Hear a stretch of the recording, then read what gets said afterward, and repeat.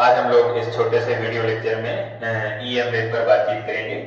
EM wave यानी electromagnetic wave. EM wave पर बातचीत करने से पहले हम चार्ज पार्टिकल की कंडीशन पर बातचीत करेंगे, चार्ज पार्टिकल की सिचुएशंस पर बातचीत करेंगे। पहली सिचुएशन है, फर्स्ट सिचुएशन, जब चार्ज पार्टिकल रेस्ट पर है, इस चार्ज पार्टिकल की जो वेलोसिटी है, स्पीड है, वो कंप्लीटली जीरो है। और अगर जीरो है तो इसके अराउंड, इस चार्ज पार्टिकल के अराउंड चार्ज पार्टिकल पॉजिटिव हो या नेगेटिव हो। अगर ये रेस्ट पर है तो इसके अराउंड जो इलेक्ट्रिक फील्ड डेवलप हो रही है वो रेस्ट पर होगी। और ये इलेक्ट्रिक फील्ड इलेक्ट्रोस्टैटिक फील्ड है, क्योंकि चार्ज पार्टिकल रेस्ट पर है तो इलेक्ट्रिक फील्ड भी रेस्ट पर है। और यहाँ पर जो चार्ज पार्टिकल पर फोर्स होगा उसे कूलम्ब फोर्स कहेंगे। और ये जो इलेक्ट्रिक फील्ड है ये ठीक उसी तरह से अगर हम कंपेयर करें, अगर इस इलेक्ट्रिक फील्ड की कंपेयरिंग किसी दूसरे फील्ड से करें तो कंपेयरिंग करने के लिए उदाहरण एक समझते हैं। जैसे कोई बल्ब है, ग्लो कर रहा है, कोई कैंडल है, ग्लो कर रही है। तो कैंडल या बल्ब के ग्लो करने की वजह से उसके अराउंड एक लाइट फील्ड डेवलप हो जाती है।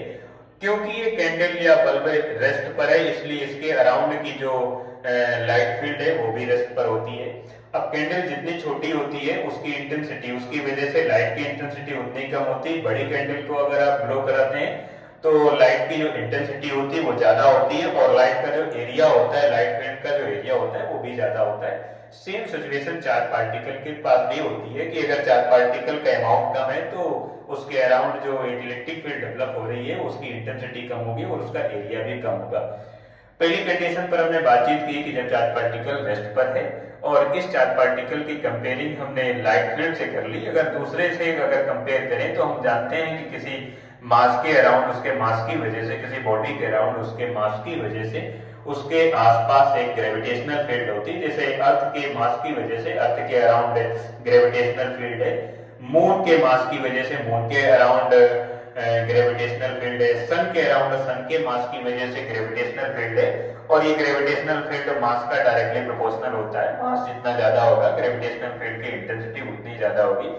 और अगर और हम कंपेयर करें, इलेक्ट्रिक फील्ड की कंपेयरिंग और करें तो हम जानते हैं कि मैग्नेट के अराउंड मैग्नेटिक फील्ड होती है। मैग्नेट जितना ज्यादा बड़ा होगा उसकी इंटेंसिटी, उसकी मैग्नेटिक फील्ड की जो इंटेंसिटी होगी उतनी ही ज्यादा होगी।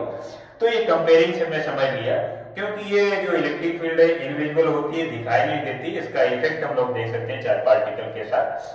पहली कंडीशन पर हमने बातचीत की जिसमें चार्ज पार्टिकल रेस्ट पर है और वहां पर इलेक्ट्रिक फील्ड भी रेस्ट पर है और वहां पर जो कूलम्ब फोर्स है कि वो टाइम्स की समय लेती है। सेकंड कंडीशन पर बातचीत करेंगे जिसमें चार्ज पार्टिकल यूनिफॉर्म मोशन कर रहा है। यूनिफॉर्म मोशन का मतलब यह है कि चार्ज पार्टिकल की जो वेलोसिटी है वो जीरो तो नहीं है बट कांस्टेंट है, जितनी भी है। सपोज दैट 100 मीटर पर सेकंड की वेलोसिटी के साथ मूव कर रहा है और जिस डायरेक्शन पर मूव कर रहा है वो डायरेक्शन भी नहीं चेंज कर रहा है और ना ही वेलोसिटी का मैग्नीट्यूड भी चेंज हो रहा है। तो दोनों नहीं चेंज हो रहे हैं, इसका मतलब वेलोसिटी कांस्टेंट है। वेलोसिटी कांस्टेंट का मतलब एक्सेलरेशन जीरो है। क्योंकि ये चार्ज पार्टिकल यूनिफॉर्म मोशन कर रहा है इसलिए इसकी फील्ड भी यूनिफॉर्म मोशन करेगी और ये मूविंग इलेक्ट्रिक फील्ड हो गई। और moving electric field magnetic field को डेवलप करती है। मैग्नेटिक फील्ड डेवलप कर रही है और इलेक्ट्रिक फील्ड पहले से ही, इसलिए दो फील्ड हो गई, इलेक्ट्रिक फील्ड और मैग्नेटिक फील्ड। और इलेक्ट्रिक फील्ड मैग्नेटिक फील्ड के कॉम्बिनेशन को कहते हैं इलेक्ट्रोमैग्नेटिक फील्ड कहते हैं। इलेक्ट्रोमैग्नेटिक फील्ड पर चार्ज पार्टिकल पर जो फोर्स अप्लाई होगा, फोर्स जो एक्टिव होगा, उस फोर्स को कहेंगे इलेक्ट्रोमैग्नेटिक फोर्स कहते हैं। ये तो सेकंड कंडीशन हो गई।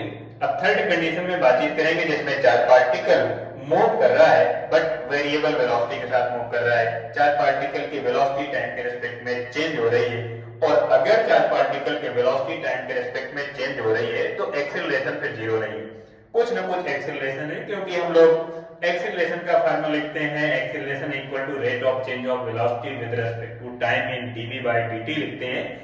क्योंकि v की वैल्यू इस समय वेरिएबल है इसलिए एक्सेलरेशन की वैल्यू जीरो नहीं होगी और कुछ अब एक्सेलरेशन है।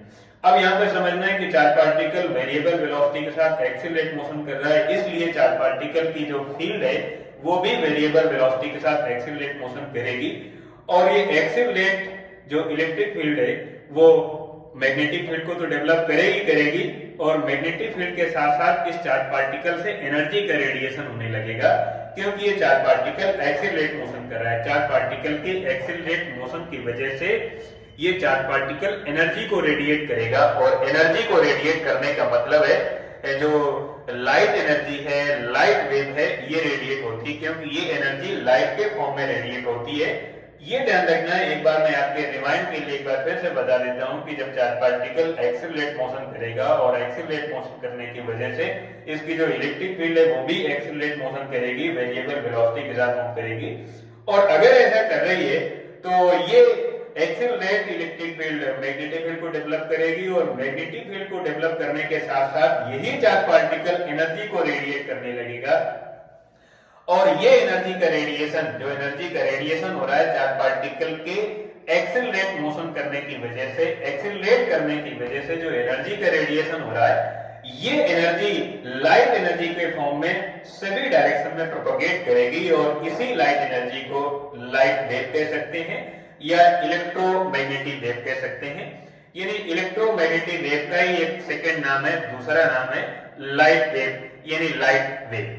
लाइट वेव को आप ईएम वेव यानी इलेक्ट्रोमैग्नेटिक वेव कह सकते हैं। तो ये ध्यान रखना है कि ईएम वेव का जो जनरेशन है, ईएम वेव का जो सोर्स है, वो चार्ज पार्टिकल का एक्सेलरेट मोशन है।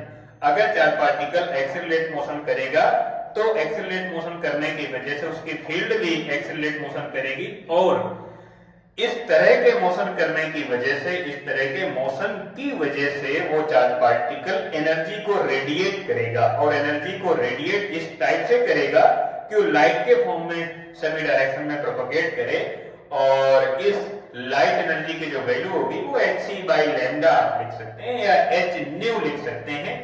लैम्डा इस ऑक्सीलेशन की वेवलेंथ है, जो चार्ज पार्टिकल इस टाइप से ऑक्सीलेट कर रहा है, उसके ऑक्सीलेशन की वजह से, चार्ज पार्टिकल के ऑक्सीलेशन की वजह से जो वेव डेवलप हो रही है उस वेव की वेवलेंथ है और न्यू इसी ऑक्सीलेशन की फ्रीक्वेंसी है कि पर सेकंड कितने नंबर ऑफ ऑक्सीलेशन हो गए। h प्लांक कांस्टेंट है जिसकी वैल्यू हम लोग लिखते हैं 6.67 10⁻34 जूल सेकंड, ये प्लांक कांस्टेंट है। एंड c इसी ऑक्सीलेशन की वजह से जो वेव डेवलप हो रही है उस वेव की, उस ईएम वेव की यानी लाइट वेव की स्पीड है जिसकी वैल्यू लिखते हैं c = 3 × 10⁻8 मीटर पर सेकंड। तो ये ईएम वेव का कांसेप्ट है। ईएम वेव यानी इलेक्ट्रोमैग्नेटिक वेव का सोर्स है चार्ज पार्टिकल का एक्सेलरेट मोशन। चाहे हम किसी भी चार्ज पार्टिकल की बात करें और किसी भी लाइट सोर्स की बात करें, चाहे सन के लाइट की बात करें कि सन में जो लाइट होती है वो किस टाइप से आती है, क्यों आती है, क्योंकि वहां पर जो चार्ज पार्टिकल है वो बहुत हाई एनर्जी के साथ एक्सेलरेट मोशन कर रहे हैं और वहां पर यही सिचुएशन हो रही है जिस सिचुएशन को मैंने यहाँ पर बताया कि वहां पर भी जो इलेक्ट्रिक फील्ड होगी वो एक्सेलरेट मोशन कर रही है और इस एक्सेलरेट मोशन करने की वजह से एनर्जी का रेडिएशन हो रहा है और रेडिएशन हमें यहाँ पर दिखाई दे रहा है जिसको हम लोग लाइट वेव कहते हैं या ईएम वेव कह सकते हैं। ध्यान रखना, ईएम वेव या लाइट वेव दोनों एक ही तरह के हैं। ईएम वेव यानी इलेक्ट्रोमैग्नेटिक वेव।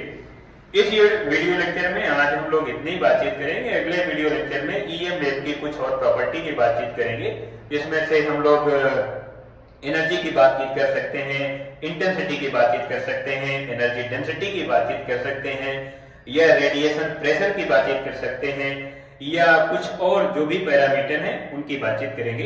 इस वीडियो लेक्चर में इतना ही।